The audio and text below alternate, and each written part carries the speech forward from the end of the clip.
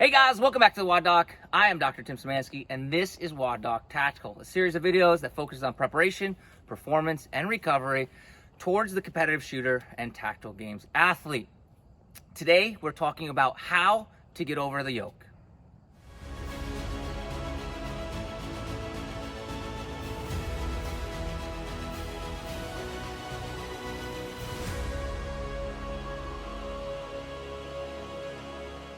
All right, guys, so like I said, we're talking about how to get over the yoke. This is a movement that's been shown up several times in tactical games.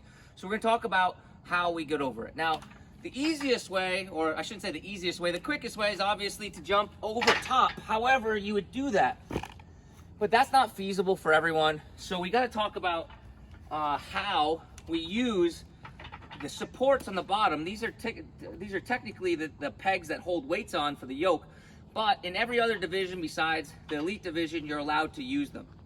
So I'm going to talk about two different ways in which you can step on top of these posts and then come over top of the yoke, okay? Now, whenever we're utilizing these, naturally, you're going to find one leg that you like to step on, okay? So it's important to first feel which leg it is that you feel most comfortable with, right?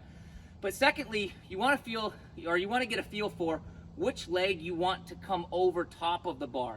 And there's really only two options. We got two legs. So you're going to step with your front leg or you're going to step with your back leg, and I'll show you the difference between those two.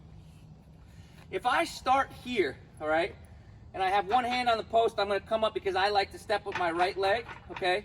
That means that my back leg is the first leg that's going to come over top of the yoke, right? So as I get up over top, I kind of end up in this straddle position, right?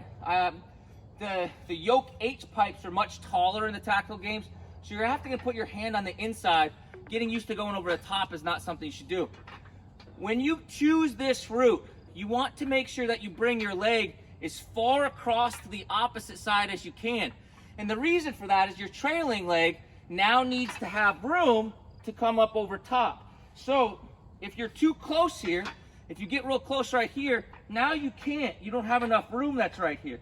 So if you decide to go with your back leg and you end up in this straddle position, you want to come as far across to the opposite side as you can. That allows you to now open this area for your hip to come around, and now you can slide down and over top, okay? Now the second way is, rather than to start with your lead leg, as I'm using that term as the closest that's to the H bar, the cross member, you can step with your back leg, right? And you can bring your lead leg up first. In this case, you want to do the exact opposite. You want to bring that leg over top as close to that vertical truss as you can, because now as you come across, it allows you the most room to bring that leg over, right? And in both cases, it's gonna be based upon your hip mobility.